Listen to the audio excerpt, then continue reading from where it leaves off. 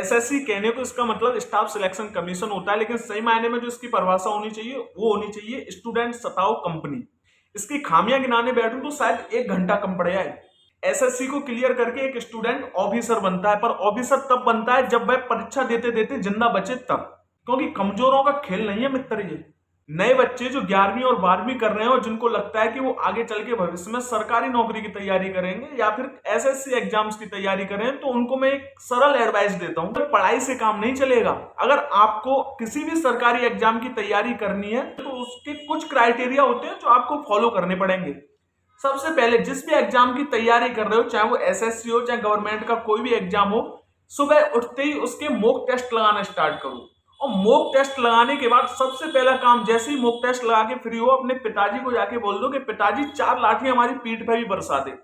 उससे होगा क्या, आपको आदत में आ जाएंगी लाठियां खाना, जिससे कि भविष्य में कभी भी आप कोई भी एग्जाम दे के आते हैं और वो कैंसिल हो जाता है या उसमें कोई कमी रहती है, तो प्रोटेस्ट करने जब भी आप कहीं पर जाएंगे तो आप पे जो पुलिस वालों के डंडे पड़ेंगे, पुलिस वालों की जो लाठियां पड़ेंगी, उसे सहने की थोड़ी सी तो क्षमता हो, कम से कम वहां पर चक्कर खा के तो नहीं गिरोगे।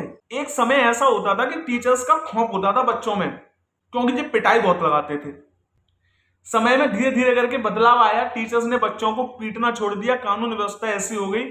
आजकल टीचर्स स्टूडेंट के साथ ऐसे रहते हैं जैसे कि वो मित्रता निभा रहे हो। अपने सराउंडिंग में देखें, जहां भी हम तैयारी कर रहे हैं, जिस भी सब्जेक्ट की तैयारी कर रहे हैं, जिस भी एग्जाम की तैयारी कर रहे हैं, तो हर टीचर बड़ा ही क्यूट क्यूट सा टीचर है। उनके पढ़ाने का तरीका, उनके समझाने का तरीका, हमारे एग्जाम को क्लियर कराने के लिए वो अपनी जी जान तक लगा देते हैं। आज अगर मास्टरों को देखा जाए तो वो स्टूडेंट का सुख दुख का साथी बन चुका है।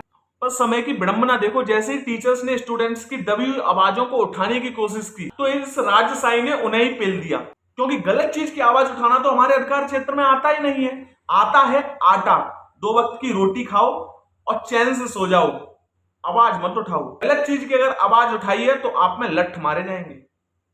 अरे धिक्कार उन पुलिस वालों पे जिनकी लाठियां हमारे गुरुओं पे उठी, उन गुरुओं पे जो हमारे भविष्य को बेहतर बनाने के लिए, तुम्हारे बच्चों के भविष्य को बेहतर बनाने के लिए अपनी जी से जान लगा देते हैं। किस मुंह से तुम अपने बच्चों को बोल पाओगे कि जो मास्टर तुमको मैथ पढ़ा रहा है, जो मास्टर तुमको इंग्लिश पढ़ा रहा है, उन्हीं मास्टर पे जब छात्र आंदोलन हो रहा था या छात्र शिक्षक आंदोलन हो रहा था तो हमने लाठियां बरसाई थी, क्योंकि तुम्हारे बच्चे फिर जवाब मांग लेंगे।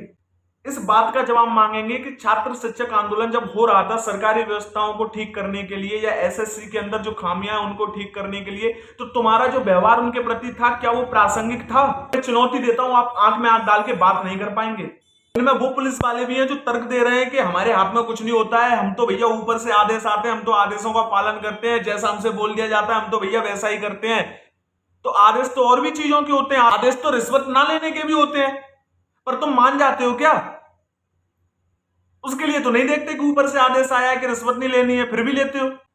तुम भी सरकारी मुलाजिम हो, कोई धन्ना सेठ की औलाद नहीं हो, और ना कुछ इतना कमा के रख जाओगे कि आपके तुम्हारे आने वाली पीढ़ियां बैठ के खाएंगी, क्योंकि वो भी कहीं ना कहीं जाके सरकारी नौकरी की तैयारी करेंगी। और जब तुम उनसे बोलोगे ना कि सरकारी नौकरी की तैयारी कर बेटे, सरकारी नौकरी की तैयारी कर बेटी, तुम्हें कोई हक नहीं बनता। तुम्हें कोई हक नहीं बनता अपने बच्चों से बोलने का कि तू सरकारी नौकरी की तैयारी कर, क्योंकि कल के आंदोलन के सबसे बड़े कांटा अगर कोई था तो वो तुम थे। हर वो पुलिस वाला जिसने शिक्षक पर लाठियां बरसाई थी। तो तुम्हें तो बिल्कुल हक नहीं बनता अपने बच्चों से सरकारी नौकरी की तैयारी करने की कहने का।